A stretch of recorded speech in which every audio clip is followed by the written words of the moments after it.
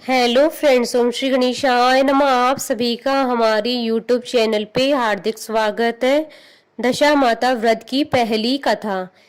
एक राजा था, उसकी दो रानियां थी। बड़ी रानी के संतान नहीं थी। छोटी रानी के एक पुत्र था। राजा छोटी रानी और राजकुमार को बहुत प्यार करता था। बड़ी रानी छोटी रानी से ईर्ष्या करने लगी। बड़ी रानी राजकुमार के प्राण हर लेना चाहती थी। एक दिन राजकुमार खेलता खेलता बड़ी रानी के चौक में चला गया। बड़ी रानी ने राजकुमार के गले में एक काला सांप डाल दिया। छोटी रानी दशा माता का व्रत रखती थी। राजकुमार दशा माता का ही दिया हुआ था। दशा माता की कृपा से राजकुमार के गले में सांप बिना नुकसान पहुंचाए चला गया। दूसरे दिन बड़ी रानी ने लड्डुओं में जहर मिलाकर राजकुमार को खाने के लिए दिए। राजकुमार जैसे ही लड्डू खाने लगा तो दशा माता एक दासी का रूप धारण कर आई और राजकुमार के हाथों से लड्डू छीन लिए। बड़ी रानी का यह वार भी खाली गया। रानी को बड़ी चिंता हुई कि किसी भी तरह राजकुमार को मारना है। तीसरे दिन जब राजकुमार फिर बड़ी रानी के आंगन में खेलने गया तो रानी ने उसे पकड़कर गहरे कुएं में धकेल दिया। क्योंकि कुआं बड़ी रानी के आंगन में बना था, इसलिए किसी को भी पता नहीं चला कि राजकुमार कहाँ गया। लेकिन जैसे ही बड़ी रानी ने राजकुमार को कुएं में धकेला तो दशा माता ने उसे बीच में रोक लिया। इधर दोपहर हो जाने पर राजकुमार के न लौटने पर राजा व छोटी रानी को चिंता सताने लगी। दशा माता को भी इस बात की चिंता हुई कि राजकुमार को उसके माता पिता के पास किस प्रकार पहुंचाया जाए। राजकुमार को तलाश करने वाले कर्मचारी निराश होकर बैठ गए थे। राजा व छोटी रानी पुत्र शोक में रोने लगे। तब दशा माता ने एक भिखारी का रूप धारण किया और राजकुमार को गले से लगाए राजद्वार पर पहुंची। वह राजकुमार को एक वस्त्र में छिपाए हुए भिक्षा मांगने लगी। सिपाहियों ने उसे धुतकार कर कहा, तुझे भिक्षा की पड़ी है, यहाँ तो राजकुमार खो गया है। सारे लोग दुख और चिंता से व्याकुल हो रहे हैं। इस पर दशा माता बोली, भाइयों, पुण्य का प्रभाव बड़ा ही विचित्र होता है। यदि मुझे भिक्षा मिल जाए तो संभव ही खोया हुआ राजकुमार तुम लोगों को मिल जाए। यह कहकर वह धैर्य पर पैर रखने लगी। सिपाहियों ने उन्हें आगे बढ़ने से रोका।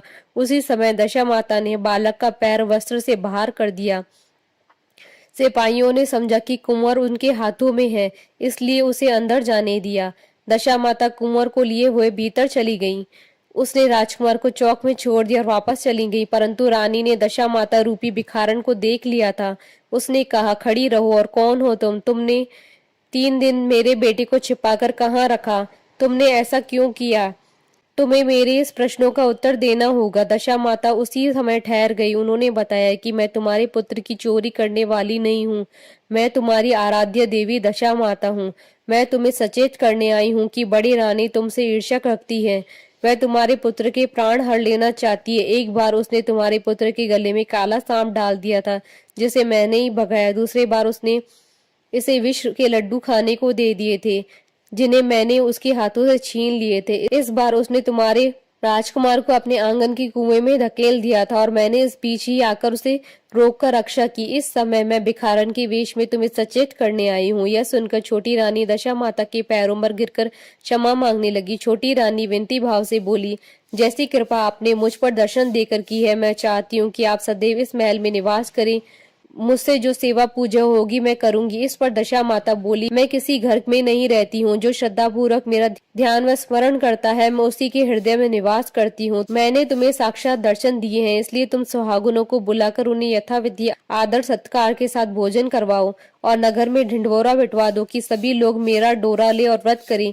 इतना कहकर दशा माता अंतर ध्यान हो गई। रानी ने अपने राज्य की सौभाग्यवती स्त्रियों को निमंत्रण देकर बुलाया और उपटन से लेकर शिरोआभूषण श्रृंगार कर उनकी यथाविधि सेवा कर भोजन करवाया और दक्षिणा में गहने आदि देकर विदा किया। रानी ने अपने राज्य में ढिंढोरा पिटवा दिया कि अब से सब लोग दशा माता का डोरा लिया करें। बोलिए दशा माता की जय। आशा करती हूँ कि आपको दशा माता व्रत की पहली कथा का ये वीडियो पसंद आया होगा, तो आप इस वीडियो को अधिक से अधिक लाइक और शेयर कीजिएगा ताकि सभी भक्तों को इस वीडियो का लाभ प्राप्त हो सके। आप हमारे चैनल को सब्सक्राइब जरूर कीजिएगा अगर अब तक नहीं किया है तो, ताकि आप और हम कनेक्टेड रहें। साथ ही प्रेस करना ना भूलिएगा बेल आइकन को, जिससे नए वीडियो से रिलेटेड नोटिफिकेशन आपको तुरंत प्राप्त हो सके। ओम श्री गणेशाय नमः।